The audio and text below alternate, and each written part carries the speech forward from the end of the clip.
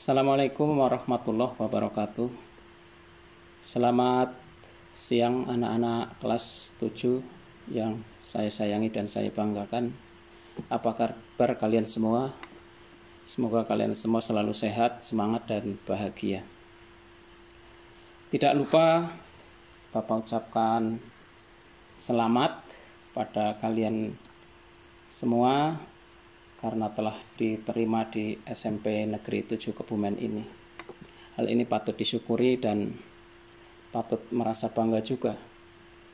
Bangga karena ada lebih dari kurang lebih 500 anak yang terpaksa harus sekolah di sekolah lain, dan patut bersyukur karena sekolahan ini adalah sekolahan yang ada di kota, posisinya strategis, dan insya Allah kalian akan bertemu dengan guru-guru hebat. Bagaimana kita mensyukuri nikmat yang kita terima? Yaitu dengan melakukan yang terbaik. Termasuk anak-anak semua dalam mengikuti pembelajaran nantinya harus dengan yang terbaik, menyelesaikan tugas, mengumpulkan tugas itu juga dengan yang terbaik, mengikuti penilaian juga yang terbaik, dan mengikuti kegiatan MPLS ini juga dengan semangat yang terbaik. Baiklah anak-anak, pada kesempatan yang baik ini saya akan menyampaikan materi tentang penilaian, KBM, dan juga kenaikan kelas. Oh ya, saya perkenalkan terlebih dahulu ya. Nama saya Tri Wahyono. Saya mengajar mata pelajaran IPA khususnya di kelas 9. Kemudian tempat tinggal saya di Kompleks Perumahan Gria Praja Mukti, Blok D 11, RT 0204, Desa Gemak Sekti. Saya kira perkenalan cukup sekian saja dulu. Selanjutnya yang ingin kenal lebih lanjut nanti mudah-mudahan kita bisa tatap muka, kita bisa berkenalan lebih jauh. Selanjutnya kita akan masuk ke materi yang seperti di awal tadi saya sampaikan, yaitu penilaian, KBM, dan kenaikan kelas. Materi ini nanti akan kita bagi menjadi 6 bagian. Yang pertama adalah tentang kebijakan penilaian, kemudian kedua adalah penilaian kompetensi sikap, penilaian kompetensi pengetahuan, dan penilaian kompetensi keterampilan. Kemudian yang kelima ada ketuntasan belajar minimal atau KBM, dan yang terakhir adalah kenaikan kelas atau kriteria kenaikan kelas. Kita mulai dari yang pertama, yaitu kebijakan penilaian. Penilaian yang dilaksanakan di sekolah ini ada dasar atau landasannya. Yang pertama adalah Undang-Undang Nomor 20 Tahun 2003 tentang Sistem Pendidikan Nasional atau lazimnya dikenal dengan Sisdiknas. Kemudian Peraturan Pemerintah Nomor 32 Tahun 2013 tentang Standar Nasional Pendidikan. Kemudian dikuatkan lagi dengan Peraturan Menteri Pendidikan dan Kebudayaan Nomor 20 Tahun 2016 tentang SKL atau Standar Kompetensi Lulusan, Permendikbud Nomor 21 Tahun 2016 tentang Standar Isi, kemudian Permendikbud Nomor 22 Tahun 2016 tentang Standar Proses, dan yang terakhir yaitu Permendikbud Nomor 23 Tahun 2016 tentang Standar Penilaian. Apa sih penilaian itu sendiri? Penilaian adalah suatu proses pengumpulan dan pengolahan informasi untuk mengukur pencapaian hasil belajar peserta didik. Penilaian tidak bisa dipisahkan dengan proses belajar. Jadi ada pembelajaran ya ada penilaian. Penilaian sendiri merupakan serangkaian kegiatan untuk memperoleh, menganalisis, menafsirkan data tentang proses dan hasil belajar peserta didik, dilakukan secara sistematis dan berkesinambungan sehingga menjadi informasi yang bermakna dalam pengambilan keputusan. Dalam kurikulum 2013, penilaian ini dikenal dengan penilaian autentik atau authentic assessment. Yang dimaksud adalah penilaian yang dilakukan baik selama pembelajaran berlangsung atau dikenal dengan penilaian proses, dan juga penilaian setelah pembelajaran usai dilaksanakan atau penilaian hasil atau produk. Kemudian sistem penilaian yang dilakukan di kurikulum 2013 ini ada beberapa macam. Yang dilakukan oleh siswa antara lain adalah penilaian diri, khususnya adalah penilaian aspek sikap. Biasanya dilaksanakan sebelum ulangan harian dilaksanakan. Kemudian ada yang dilakukan oleh sekolah, contohnya adalah ujian sekolah. Waktu pelaksananya adalah di akhir jenjang sekolah, kelas 9. Kemudian penilaian yang dilakukan oleh guru, ini ada penilaian autentik, penilaian proyek, ulangan harian, atau lazimnya kita mengenal dengan penilaian harian ya, ada tugas, ada ulangan. Kemudian ada yang terakhir ada penilaian tengah semester dan penilaian akhir semester. Kemudian penilaian yang dilakukan oleh pemerintah biasa dikenal dengan Asesmen Nasional Berbasis Komputer atau ANBK. Ini pelaksanaannya nanti di kelas 8 pada pertengahan semester kedua. Namun ini hal baru yang sampai saat ini belum bisa dilaksanakan. Selanjutnya kita masuk ke penilaian sikap. Anak-anak semua yang saya sayangi, saya banggakan, selama anak-anak mengikuti pembelajaran di SMP Negeri 7 Kebumen, nanti sikap anak-anak, baik sikap religius maupun sikap sosial, ini akan diamati oleh Bapak Ibu Guru semua, Bapak Ibu Guru Mapel semua. Pengamatan yang dilakukan oleh Bapak Ibu Guru nanti akan dicatat dengan berbagai metode teknik penilaian. Ada menggunakan observasi baik langsung atau tidak langsung.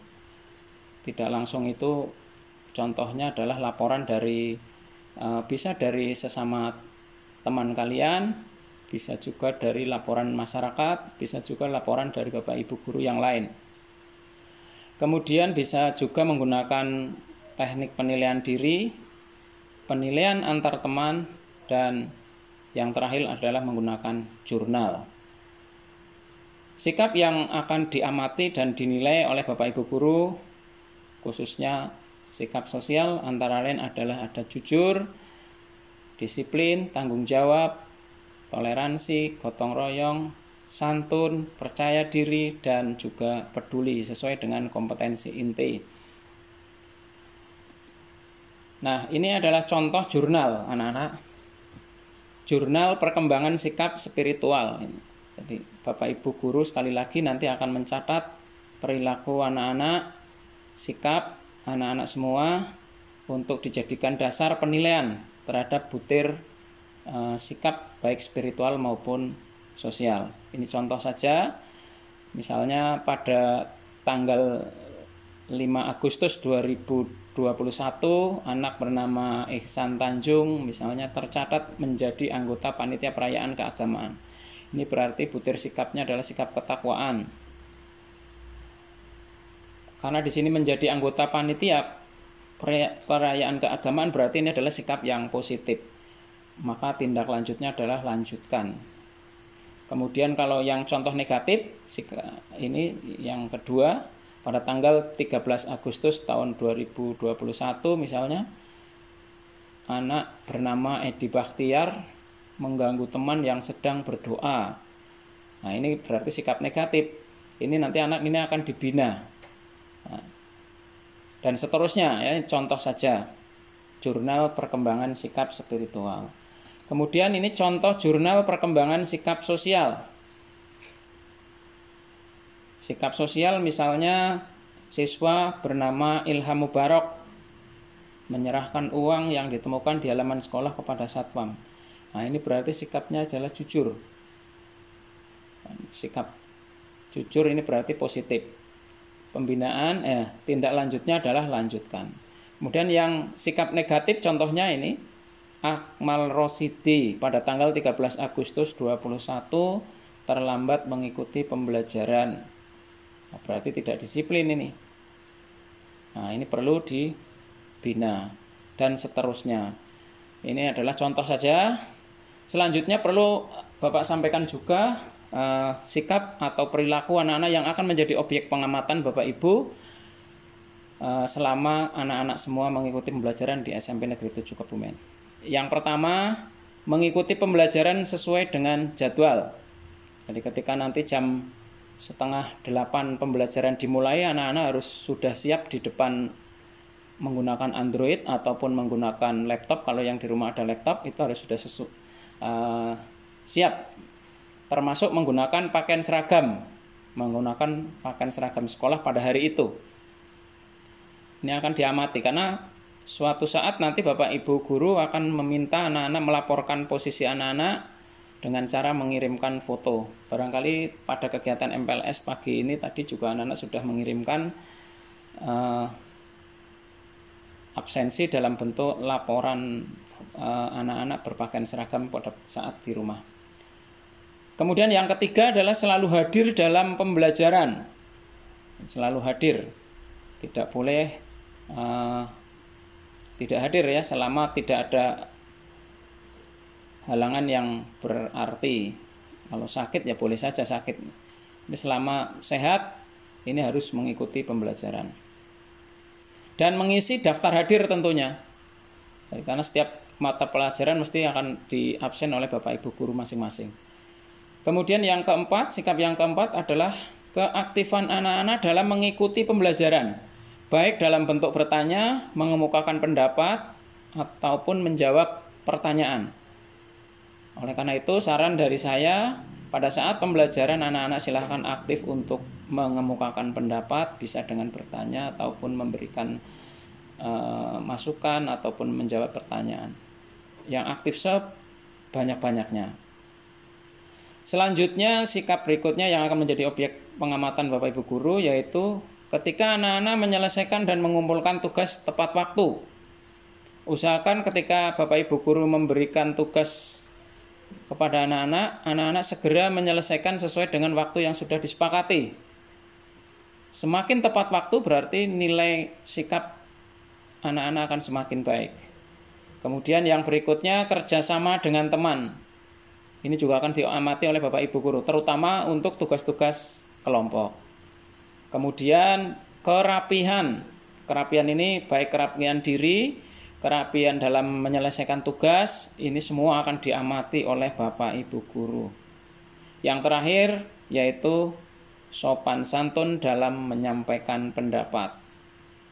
Termasuk ketika anak-anak berbicara atau menyampaikan pendapat melalui WhatsApp atau melalui media yang lain, ini akan diamati oleh Bapak Ibu guru.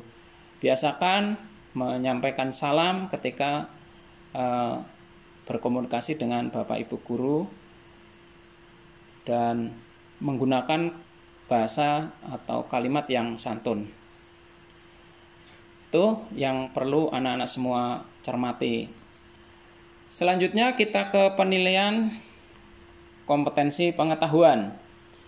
Untuk aspek pengetahuan, nanti teknik penilaian yang biasa digunakan ada teknik tes tertulis, kemudian tes lisan, dan juga penugasan. Di dalam pembelajaran ini Bapak Ibu guru akan memberikan tugas-tugas kepada kalian, bisa juga melaksanakan penilaian dengan ulangan harian. Ini untuk teknik dan instrumen penilaian yang digunakan pada aspek pengetahuan. Berikut adalah contoh pengolahan untuk nilai rapot. Ini saya berikan contoh, seorang anak pada KD ada 4 KD. KD 3.1 ini nilai tesnya, tes ulangan hariannya 84. Kemudian penugasan nilainya 90. Nah, dari dua penilaian ini maka diambil rata-ratanya, yaitu ketemu 87. Begitu KD yang lain, ini semua diambil nilai rata-ratanya. Kemudian kalau dikonversi ke skala 1 sampai dengan 4, ini ada cara menghitungnya, yaitu skala yang diperoleh, skor yang diperoleh dibagi skor maksimal kali 4. Nanti akan ketemu nilai ini 3,48 dan seterusnya. Nah, deskripsi dari nilai yang diperoleh, ini di sini ada catatan, deskripsi catatan, menguasai semua kompetensi dengan baik, terutama dalam memahami aspek ruang dan waktu serta pengertian dinamika interaksi manusia. Kalau nilai-nilai ini di bawah KKM ya tentu deskripsinya akan berbeda. Ini contoh pengolahan hingga ke nilai akhir, nilai rapot. Nah, ini untuk mata pelajaran IPS kelas 7G misalnya, wali kelasnya Ibu Hanifah Herawati, nama anaknya saya ambil 5 anak misalnya.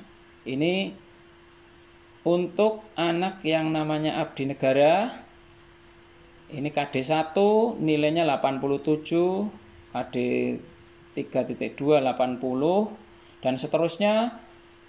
Tidak ada yang remedi. Untuk yang warna merah, ini saya beri warna merah, ini karena di bawah KKM. Jadi perlu saya informasikan bahwa KKM di SMP Negeri 7 Kebumen atau KBM di SMP Negeri 7 Kebumen untuk siswa kelas 7 adalah 70 ya, 70.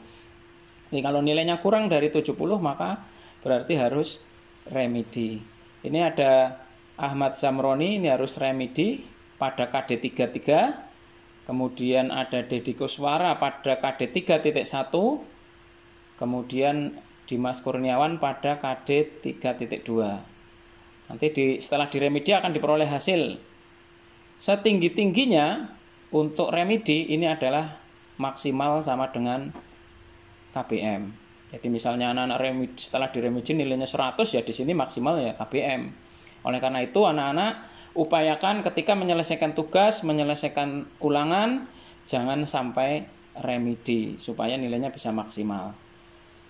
Nah, dari nilai harian ini, penilaian harian, nanti di rata-rata ketemu ini ada angka 83, 79, 81, 74, 78. Kemudian pada pertengahan semester nanti akan dilaksanakan penilaian tengah semester. Ini contoh saja, nilainya adalah sekian. Kemudian di akhir semester nilainya sekian, maka akan kita dapatkan nilai rapot untuk anak-anak tersebut ini adalah sekian, yang saya warna kuning ini. Ini jadi pengolahannya dari mana ini 81? 81 ini diperoleh dari 2 kali hasil penilaian harian ditambah 1 kali penilaian tengah semester ditambah 1 kali penilaian akhir semester dibagi 4. Nanti akan ketemu nilai akhir untuk rapot, khususnya aspek pengetahuan. Baik, kita lanjut ke penilaian kompetensi keterampilan. Untuk teknik dan instrumen yang digunakan dalam penilaian aspek keterampilan ini bermacam-macam. Di antaranya ada tes praktek atau unjuk kerja, kemudian ada proyek, ada produk, dan juga ada portofolio. Nah, ini macam-macam ya. Contoh penilaian keterampilan ini mencakup yang penilaian proses, ini berarti nanti akan diamati bagaimana anak-anak membuat perencanaan, kemudian pelaksanaannya, penyajiannya. Kemudian kalau itu berbentuk laporan, penilaian hasil, maka isi laporannya, bahasanya, estetikanya, dan seterusnya. Ini akan dinilai oleh Bapak Ibu guru semua. Ini contoh saja untuk mata pelajaran bahasa Indonesia, contoh lembar pengamatan bermain peran misalnya. Nah, ini nanti akan diamati, ini nama anak, kemudian tingkat partisipasi, penghayatan peran, kerjasama dengan teman, dan seterusnya. Nanti akan dinilai semuanya, ini kriteria penilaiannya. Untuk partisipasi dan seterusnya sudah ada semua, silakan nanti anak-anak bisa mencermati sehingga nanti diperoleh nilai akhir untuk rata-rata merupakan kumpulan atau gabungan dari partisipasi, penghayatan peran, dan kerjasama. Contoh yang lain ini untuk penilaian proyek. Penilaian proyek. Proyek ini berarti dilakukan terencana ya, tidak hanya diselesaikan sekali sehari 2 hari, ini bisa beberapa hari, nanti tergantung waktu yang disepakati oleh Bapak Ibu guru. Baik, kita lanjut ke contoh pengolahan nilai raport untuk aspek keterampilan. Untuk 1 KD ini bisa penilaian itu menggunakan beberapa teknik. Seperti tadi di awal saya sampaikan, bisa praktek, bisa produk, proyek, portofolio, bisa. Tapi juga tidak harus semuanya. Jadi minimal salah satu dari teknik-teknik tersebut.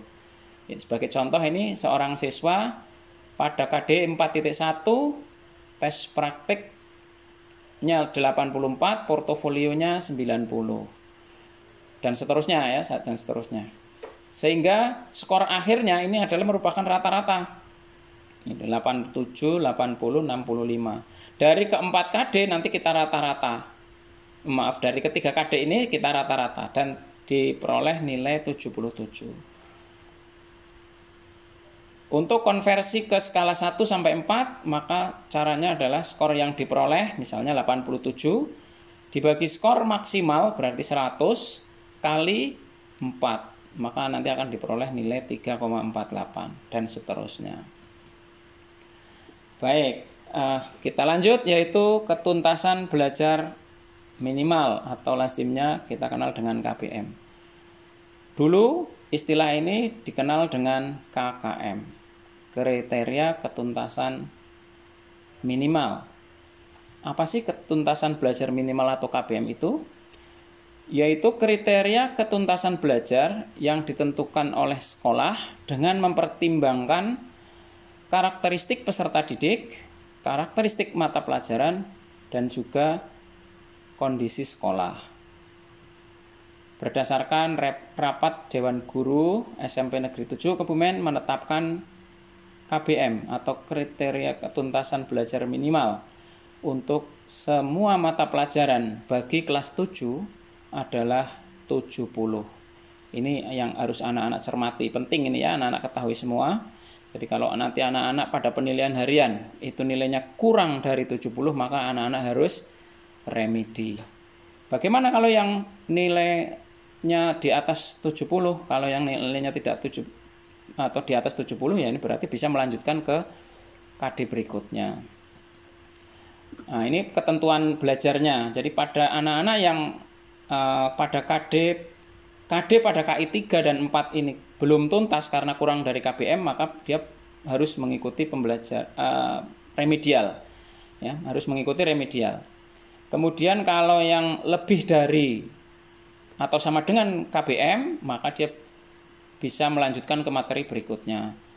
Untuk yang belum tuntas ada 75% dari jumlah siswa, maka ini perlu pembelajaran remedial klasikal ini. Kemudian untuk KD pada KI 1 dan KI 2 atau pada penilaian sikap spiritual dan sikap sosial, ini KBM-nya, kriteria ketuntasan belajar minimalnya ini harus bernilai baik. Baik anak-anak, yang terakhir dari saya yaitu materi kenaikan kelas. Selanjutnya perlu anak-anak ketahui juga tentang kriteria kenaikan kelas. Bagaimana supaya anak-anak nanti di akhir pembelajaran tahun pelajaran 2021-2022 bisa naik kelas, ini harus paham dengan kriteria ini. Antara lain yang pertama yaitu menyelesaikan seluruh program pembelajaran dalam 2 semester pada tahun pelajaran yang diikuti. Kemudian yang kedua, nilai sikap spiritual dan sikap sosialnya ini minimal baik. Jadi tidak boleh cukup, apalagi kurang, ini nggak boleh. Harus bernilai baik minimal. Kemudian nilai ekstrakurikuler wajib, dalam hal ini adalah pendidikan kepramukaan, ini juga minimal baik. Oleh karena itu, anak-anak semua, jika nanti pembelajaran tatap muka sudah berjalan secara normal kembali dan kegiatan kepramukaan juga sudah diizinkan untuk bisa dilaksanakan, maka pesan dari saya, anak-anak semua kelas 7 harus mengikuti kegiatan ekstrakurikuler pramuka ini dengan sungguh-sungguh, hadir sesuai dengan jadwal yang sudah ditetapkan. Selanjutnya, syarat atau kriteria yang keempat yaitu nilai rata-rata semua mata pelajaran. Dalam semua aspek, baik semester 1 maupun semester 2, ini minimal sama dengan KBM. Jadi rata-ratanya minimal sama dengan KBM, rata-ratanya 70 ya. Yang kelima, tidak lebih dari 2 mata pelajaran memiliki nilai di bawah KBM. Jadi boleh ada nilai di bawah KBM, tapi maksimal hanya 2 mata pelajaran. Dan yang harus diingat tadi, yang keempat itu rata-ratanya harus minimal sama dengan KBM. Kriteria yang keenam, ketidakhadiran siswa tanpa keterangan maksimal 15% dari jumlah hari efektif. Ini berlaku tentu kalau nanti anak-anak pembelajaran tatap muka ya, pembelajaran tatap muka. Namun Bapak Ibu guru juga punya catatan-catatan kehadiran anak-anak dalam pembelajaran setiap hari. Walaupun belum tatap muka atau misalnya nanti pembelajarannya masih BDR, anak-anak tetap harus mengikuti pembelajaran dengan sebaik-baiknya. Karena itu akan menghasilkan nilai sikap oleh Bapak Ibu guru masing-masing. Kemudian kriteria berikutnya yaitu yang ketujuh, tidak terdapat nilai di bawah 50. Jadi kalau anak-anak ada satu mata pelajaran saja nilainya di bawah 50, maka otomatis anak-anak tidak naik kelas. Dan yang terakhir adalah berdasarkan hasil rapat pleno Dewan Pendidik. Demikian kriteria kenaikan kelas yang ditetapkan di SMP Negeri 7 Kebumen yang perlu anak-anak kelas 7 khususnya ini harus tahu semuanya. Berikut adalah contoh rapot SMP Negeri 7 Kebumen. Ini ada untuk aspek sikap, nilainya sikap ada 2 ya, sikap spiritual dan sikap sosial. Ini nilainya harus baik, ini anak-anak harus baik. Nah kalau nilainya ini tidak baik, kurang dan cukup apalagi kurang, ini jelas nanti tidak naik. Kemudian ini adalah penilaian untuk aspek pengetahuan dan keterampilan. Ini KBM-nya, ini untuk kelas 8 ya. Ini KBM-nya 71. Kalau untuk yang kelas 7 ini 70. Kemudian nilainya ini ada seperti contoh ini adalah 91. Dari mana 91 ini diperoleh? Seperti tadi di awal sudah saya sampaikan, nilai ini diperoleh dari 2 kali rata-rata hasil penilaian harian ditambah 1 kali hasil penilaian tengah semester ditambah 1 kali hasil penilaian akhir semester dibagi 4. Nanti akan ketemu nilai-nilai ini. Kemudian kalau dikonversi ke skala 1 sampai 4, ini predikatnya adalah untuk 91 ini predikatnya A, untuk yang 80 predikatnya C, kemudian yang 85 ini, yang 82 85 ini predikatnya sudah ke B. Dan seterusnya. Yang terakhir lembar berikutnya ini untuk keterampilan. Untuk keterampilan ini kolom KKM, mata pelajarannya ada 11 ya. Kemudian KBM-nya atau KKM-nya ini 71. Nilai keterampilan tadi sudah saya sampaikan merupakan rata-rata skor akhir dari keseluruhan kompetensi dasar keterampilan yang dibulatkan. Jadi nilainya merupakan nilai bulat. Kemudian ini predikatnya sama seperti aspek pengetahuan tadi. Demikian anak-anak materi kita tentang penilaian KBM dan juga kriteria kenaikan kelas. Mudah-mudahan bermanfaat walaupun sedikit untuk anak-anak semua bisa cepat beradaptasi mengenal SMP 7 Kebumen ini secara menyeluruh. Sekian, saya akhiri. Assalamualaikum warahmatullahi wabarakatuh.